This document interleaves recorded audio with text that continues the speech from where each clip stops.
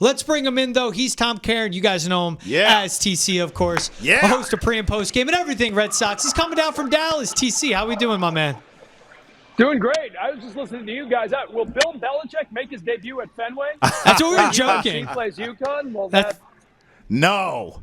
Lurking back on the sidelines. Why not? Not happening. Hey, TC, we know it's night one of Dallas. It's night one of winter meetings. I love the festivity, like the Christmas tree behind you. But what we'd love more is to hear some updates on Juan Soto. What are you hearing so far? And what do you think of the latest updates we've seen of Juan Soto and the Red Sox still being finalists in the sweepstakes for him? Yeah, George, I love that you said the latest updates because they are exactly the same as the oldest updates from 2 weeks ago. It's the same. 4 or 5 teams, depending on who you believe. Everybody was north of 600 million. Now it's north of 700 million. The numbers have gone astronomical. The Red Sox, from what I've been able to learn, it's for real. They have gone all in on this. Talking to people around baseball, there's no doubt that the Red Sox want Juan Soto. They have offered an exorbitant amount of money, what would be by far the largest contract in Red Sox history. It's going to end up being the largest contract in baseball history, more than Shohei Ohtani last year. And now you're at the end game, right? It's Juan Soto's decision. A lot of us thought we might hear something last night, get it over before the meetings. But if you're Scott Boras, why not wait till everybody's here? Let everybody get in, make another trip down the hall, go door-to-door shopping, get the best deal you can get for your client. No one does it better than Boras. He's doing it right now. And the Red Sox, like the rest of us, are just refreshing X every 3 minutes to see if there's any news. But right now, this entire winter meeting hinges on who gets Soto because then everybody else starts to spring into plan B. Well, I want to talk to you about some other names. Or are they out there? I mean, are you hearing other names that the Sox have interest in, whether it's trade or free agency, or is it literally right now all hands on deck for Soto, and then if it doesn't work out, we could talk about other names available that the Sox may be interested in, or can you give us some now? Yeah, I mean, Teoscar Hernandez is a name they talked about a year ago, and it's a name that they're still interested in now. He'd have a great swing for Fenway Park. People around Hernandez say that he is intrigued by the idea of playing at Fenway. Sounds like he'd like to stay in L.A. with the Dodgers. Everybody seems to want to stay in L.A. with the Dodgers these days. But there's an interest on both sides there. But I think it's an either or, right? If you get Juan Soto, you're not bringing in Teoscar Hernandez. It'll be an expensive deal now. There's a compensatory pick you'll have to give up. So they'll eventually have to give up the pick that they got by giving Nick Pivetta the qualifying offer. That would go away when they sign, if they sign Teoscar Hernandez. But that's a name to start. There was an interesting report that they've been in contact with Anthony Santander. Obviously, with the Orioles going out and getting Tyler O'Neill, Santander is probably heading elsewhere now, right? A veteran guy, which I think is something they like. They'd like to be able to add more veteran voices to that room. But Travis, going back to the way you said it, no, it is definitely wait to see what happens with Soto. Because if you're going to tie up $700 million, whether you're the Red Sox or somebody else, that is going to have a serious impact on what else you can and can't do. The way I look at it, right, is if you get Soto, then you probably try to trade for pitching and do that on the low. If you don't get Soto, now you're probably diving in on the Corbin Burns and the Max Fried, the high-end pitching end of the free agent market. TC, we lean on you for these reports from a newsy standpoint. But as you know, I've just been waiting to get time to sit down with you, have a beer, and just talk ball. So let me ask your opinion here, your gut feel on the Soto situation. Where do you think he ends up? I think he ends up in New York. I don't know which of the two he ends up at, right? I mean, I had the feeling earlier in the week that the Yankees were kind of stepping back out of this, but something in my gut tells me the longer it lasts, the more time the Yankees have to sort of make one last offer, to jump off the top rope and get the deal done. I thought it was interesting that there were reports out of New York that Aaron Judge said he's more than happy not being the highest paid guy on the team. And that matters sometimes in the clubhouse, the hierarchy, right? You got to make sure your superstar isn't going to be offended that you went out and paid a lot more for somebody else. I just think it's been their guy to lose from the start. You've had him for a year. He knows what's going on there. I don't rule out the Red Sox, but I absolutely right now think the two New York teams are positioned ahead. I hope I'm wrong. And there's been a lot of talk that Soto really is interested in playing in Boston. So we'll see. But if a gun to my head right now, I would probably put the Yankees at the top of the order. Yeah, the reports coming out, Mets and Yankees both willing to make those Godfather offers. 15 years, $750 million. That'd be $50 million a year. But TC, what does this say to you that there are still another reports like John Heyman saying there's 6 enormous offers out there for Juan Soto, which means the Red Sox are still in play. What does it say to you that they're still in play for Juan Soto, even when the number reaches north of $700 million? Well, I mean, it means they love the guy, right? I mean, let's not forget, like, there's a lot of talk about the Red Sox don't spend. One of the things the Red Sox have always been upfront about is they don't like long-term contracts for older players. Juan Soto just turned 26. He has yet to play a regular season game as a 26-year-old. It was his 25-year-old season just now. So you're talking about a guy that, you know, if you're going to pay him an Aaron Judge contract in his 30s, now you can tack on 4 years in his 20s, and that's what puts it up in that $700 million range. Coming off his best power year offensively, he is the best in baseball at commanding the strike zone over the last 3 years. He draws walks. His at-bats are every bit as patient as his free agency has been over the last few weeks. Takes his time. He's got a very, very good eye. And the Red Sox are a team that strike out a lot. They have a lot of high strikeout players. This guy doesn't strike out. Puts the ball in play. He doesn't make outs. He's the kind of guy that could really galvanize an offense. And I think that's why the Red Sox are willing to lay out that kind of money to get a player like him. TC, you know, George and I were talking off camera before we got you on here about how neither one of us have ever covered a winter meetings. Can you walk us through what the heck happens at these, A, and B, what are your expectations for these winter meetings specifically this season?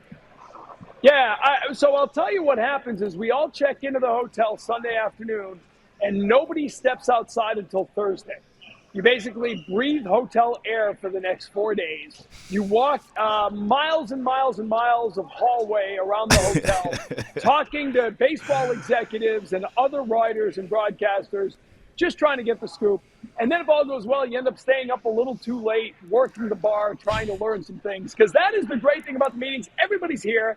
Yeah. Everybody talks. Everybody gets together. Even baseball executives who don't usually want to give you the time of day, you can sort of grab a cup of coffee with them if the timing is right and learn a little bit. So that's what you do here. The other part of your question is what's really intriguing. I was talking to several Red Sox people on my flight on the way down, and everyone seems to agree this could be a really newsworthy winter meetings. Last few years have been boring. Remember last year, Montgomery and Snell dragged into February. That's right. Forget about the winter meetings. You don't have to get anything done here. There's no deadline to win the winter meetings. You can do a deal next week. It helps your team just as much. But there seem to be several teams. You mentioned gang of 5, gang of 6, whoever's in on Juan Soto, if they find out they did not get Soto, suddenly $300 million for Corbin Burnes doesn't sound so bad because you were going to spend $700 million yesterday. Yes. So I think there's going to be a lot of activity. A lot of teams are going to pivot to Plan B as soon as the Soto announcement comes. But until it comes, it's going to be quiet. We're all waiting for it. What do you hear? What have you been hearing that if the Red Sox, and it's also been the reports of get Juan Soto and add players, what have you been hearing in that avenue, TC? And what have you been hearing could be the plan B for the Red Sox as well? As you mentioned, a Corbin Burnes, a Max Fried, especially when they need pitching help. Yeah, they like Max Fried a lot. They like Corbin Burnes too.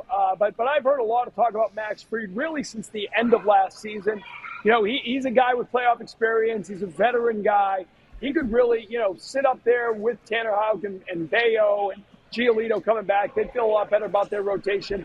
He's going to be expensive. If it's Corbin Burnes, he's going to be expensive. That's why I think if you sign Soto, you probably go trade for a pitcher. I don't think Crochet, but, Crochet will cost you players, will cost you prospects, not money. We talked a lot over the last year about Seattle, right? They have all kinds of, you've got Gilbert and you've got Wu and you've got other starters who could really make a difference in Boston, and they probably match up well.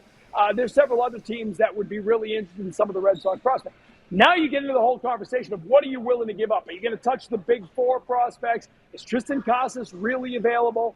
I haven't heard a lot of talk about Alex Bregman on the free agent market. I think he could be a really good fit. He's got a good relationship with Alex Cora, especially if he's willing to play second base. He's told people he is, so that could be a good fit. There's a lot of places you could go. And listen, if you got Bregman or Teoscar, Hernandez, and Max Fried, that's a pretty good offseason, even if you didn't get Juan Soto. So Yeah. Plan B could still work out pretty well for this team if it goes the right way. Oh, yeah. Now, as you're talking to people down there, and like you said, it's Juan Soto about to play his age 26 season, but him getting a contract 750 million. Are people out in Dallas saying, like, this could break the economy of Major League Baseball? Or are they saying no, because of his age and getting that price now, it won't be that bad, actually? I wish I could go back, George. I think I've covered 15 of these now. Yeah. And I wish I could go back and think about how many times people said the pending free agent deal was going to break the economy of baseball. Well, I mean, over and over. I remember the Jason Worth deal was going to ruin baseball. You know, and that way, I mean, that's nothing compared, right? The last year, the Judge deal, the Ohtani deal. Yeah. How can baseball ever? Well, it's only going to happen because he's a two-way player. Well, Juan Soto's not a two-way player, and he's going to make more than Shohei Ohtani. Baseball is a $9 to $10 billion industry. Nesson, luckily, has been a very good cable outlet for the Red Sox, as we know. But there's been a really tough landscape across the game, across the industry when it comes to regional sports networks, right? The whole Valley and Diamond Sports things, and they've been teetering on bankruptcy. Well, it sounds like MLB's kind of figured out an avenue out of that. So now I think there's more certainty in revenue streams for baseball teams. And because of that, it's a seller's market, let's just say. These numbers are going up, and they are not going to come down anytime soon. That's well said. When you guys started talking contracts, I remember the A-Rod contract with the Rangers too, TC. You remember that one was massive at the time. Well, but to your point, I mentioned the Jason Worth deal, and the reason that one resonates with me is because the Red Sox were in on Jason Worth, didn't get him, then they pivoted very quickly and got Adrian Gonzalez. That's right. And spent that money, right? So when you talk about Plan Bs, like that's kind of an interesting blueprint to watch what happens over the next few days, whether it's Red Sox or another team. Whoever doesn't get Soto, these front offices go into the offseason with Plan A, Plan B, all the way down to Plan Q. And they are ready to move. So it's not going to shock them if they don't get Juan Soto. You can't make the guy sign with you no matter what you offer him. So they are going to be ready to pivot, and that's where it gets interesting. I think fans are just happy that there's some aggression here, TC. I mean, listen, Juan Soto be damned. If you get him, great. We'll all do backflips. But if you don't, there is a Plan B. There is somewhere to pivot to. What would you say to that portion of the fan base that sort of has apathy now? And it's just like, there's no Plan B. They're not going to spend any money. Clearly, the Sox are aggressive here, TC. Well, but let's be clear. Until they spend it, until they have officially announced the deal, fans are still going to be waiting to see the proof of it, right? It's been a lean few years as far as free agency goes. One baseball executive I was talking to a little while ago did say it's good for baseball to have the Red Sox back in the deep end of the pool when it comes to free agency. And I thought that was an interesting way to look at it, right? Like baseball is looking at Red Sox saying, okay, they're really active. At least they are in their talks. Whether it comes to anything major, we will see. But the fact that anything is possible for the Red Sox right now should make Red Sox fans feel good. But again, the proof is in what the roster will look like come spring training. So you can talk the talk. They've been interested in a lot of players over the last few years. It's time now for Craig Breslow to land a couple of these guys. Hey, TC, we're also eager to talk to you today, not just about Juan Soto winter meetings, but Luis Tiant, of course, was up to get elected into Cooperstown on the Classic Baseball Era Committee. Unfortunately, did not. What did you think of Luis Tiant once again not being elected into Cooperstown in the Baseball Hall of Fame? Listen, I'm biased. I got to watch him pitch as a kid. I got to know him. I talked to a lot of people from his era. 19 seasons, won a couple of ERA titles, finished in the top 6 Cy Young voting 4 different times, 2,400 strikeouts in 3,486 and a third innings. I mean, that's Hall of Fame material to me. The committee is tough. The structure of these era committees, it's 16 voters. They have to get 12 votes, but each voter can only vote up to 3 different players. So the vote gets scattered, which is why you only see 1, or in this case 2 players, Dave Parker and Dick Allen, getting voted in here tonight. It's unfortunate. I thought this might be the year, but I've thought that every time Louis has been on the ballot. Disappointing for Red Sox fans, disappointing for us. who loved Tiant and knew what he meant to the franchise and knew just how impressive he was, the way he took the ball every fourth day and would pitch 9 or more innings. It's unfortunate. I hope he gets in there eventually because to me, Luis Tiant is a Hall of Famer. Simple as that. Yeah, Luis Tiant, one of only 17 pitchers ever with an ERA of 3.30 or lower, at least 2,400 strikeouts, and 225 wins. Only 3 not in the Hall of Fame: Tiant, Roger Clemens, and Justin Verlander. Wow. So 2 other guys. Verlander will be in the Hall of Fame. Clemens should be if he did in juice. TC, always appreciate you taking the time for all the updates for winter meetings, and always giving us some knowledge and perspective on Luis Tiant as well. Enjoy all the cocktails out in Dallas, my friend, and the Hotel Air. Listen, as far as anybody knows, it's only coffee, so I can expensive. Just want to show you some of the incredible decorations that we've arranged here on the Nesson studio. Okay, so we are fully festive here. We spared no expense in decorating the Hilton here in Dallas. So that's there perfect. you go. A walking tour of the winter meetings. Hey, TC, enjoy your coffee. Black, sugar, creamer? Black, yeah. No, all caffeine. I don't waste. Do not fill any of my cup with anything other than caffeine. Same. Okay, that's just a waste of time.